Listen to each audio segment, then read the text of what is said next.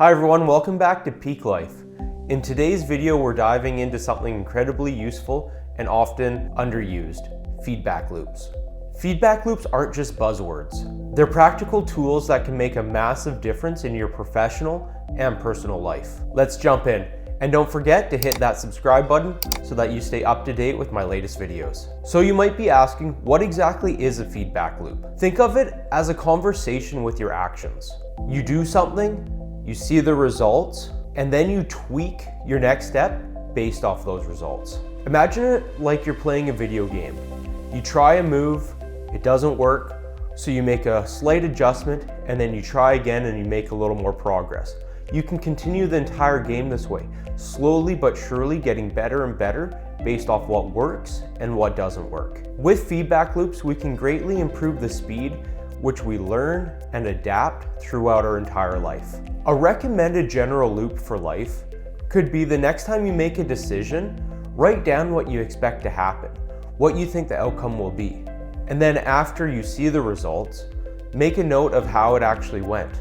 And then you can compare what the difference is between how you expected something to go and how it actually went. This simple loop can help sharpen your decision-making skills. So now let's have a look at feedback loops at work. If we take a peek into our work life, feedback loops look like this. We plan a project, we execute on the project, and then we get together as a team to review that project, where together we can go through what worked well and what didn't. It's kind of like baking a cake or cooking a steak. You follow the recipe, you add in all the ingredients, you put in the correct amount of salt, but then after you bake it, you taste it. And perhaps it didn't turn out exactly like you thought it would. So then the next time, you tweak it a little more. That's the feedback loop. Every time you do something, you taste, you test, you adapt. And in our work, we're always learning and improving. Anytime that we review how something went based off how we expected it to go and how it actually went. So how you can implement this into your work is the next time you do a project, ask the team to sit down after and do an after action report where you discuss what worked well and where there was room for improvement. A tip for this is to encourage open and honest feedback.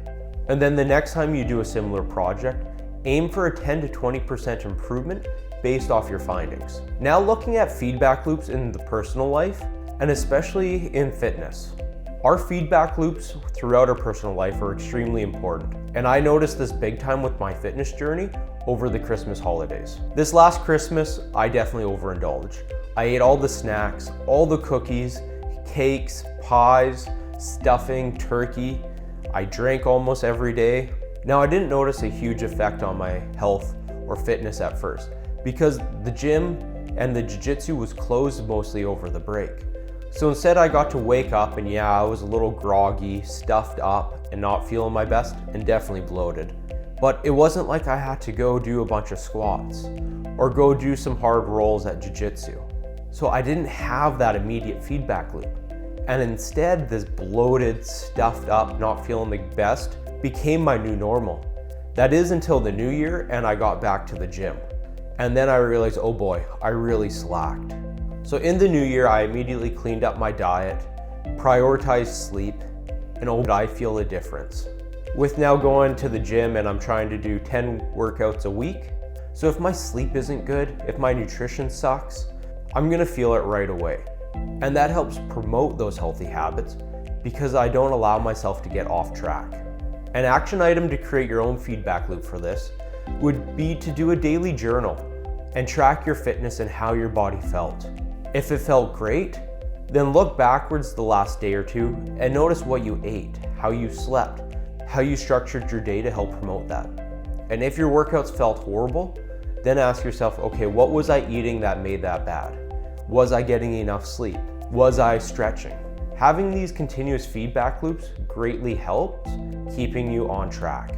And a final tip, it's helpful to track both the successes and the setbacks, so you know what helps things feel better and what makes things feel worse. The next feedback loop I want to talk about is sleep tracking. I've been tracking my sleep for over 3 years now, and this one thing has probably improved my life more than anything else. Initially, I tracked my sleep every night with the Oura Ring, but it has stopped working, so now I do everything with the Garmin watch. Every morning I look at my sleep score, and then I ask myself, okay, what could have I done to make it better? Right now I've consistently been hitting around an 85 sleep score, and that's because I'm going to bed early. I'm not eating late. I'm allowing my body time to shut down by not working past 8 or 8:30. Instead, after that time, I'm reading a book, I'm having a shower, and I'm stretching. If you want to learn more about sleep tips, check out this video here where I go over my top sleep tips. I used to get a lot lower sleep scores. I would have things like coffee late in the afternoon, or alcohol at night, or just overindulging and eating too many sugary treats. But having this immediate feedback loop and seeing my sleep score the next day, it became pretty clear what things were helping promote a better sleep and what things were making my sleep worse. So a way you can incorporate this into your life is if you have a watch or an Oura Ring, track your sleep every night. And then in the morning, reflect how it went, and if it went well, why that was, and if it went poorly, what activities you can do to make it better. And then once you identify how to make it better, focus on just doing one small change at a time and see your sleep score and the quality of your sleep improve night after night. And the final feedback loop I want to talk about is keeping your money on track with budgeting. Budgeting is one of the best feedback loops you can have for your spending and your savings. Think of it like keeping score in a game. You set your spending goals, track how you're doing throughout the month, and then adjust as you go along. I have an entire video here about how to make a budget that doesn't suck. The thing about budgeting is it's not about being stingy. It's about spending lavishly on the things that are important to you and cutting ruthlessly the things that don't matter. And if you want more insights on this, I highly recommend following Ramit Sethi and reading his book, I Will Teach You to Be Rich. So a way you can incorporate a feedback loop into your finances is by creating a budget.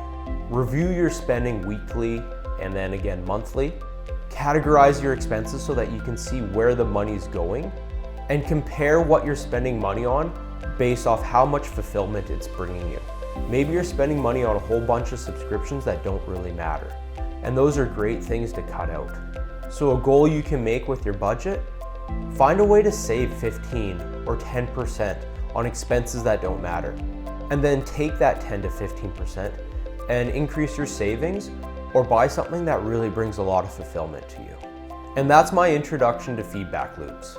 They're practical, easy to implement, and will have a huge effect on your life. I would love to hear down in the comments any feedback loop stories that you have, or what you do to keep your life on track. Thanks for watching, and we'll see you in the next video of Peak Life.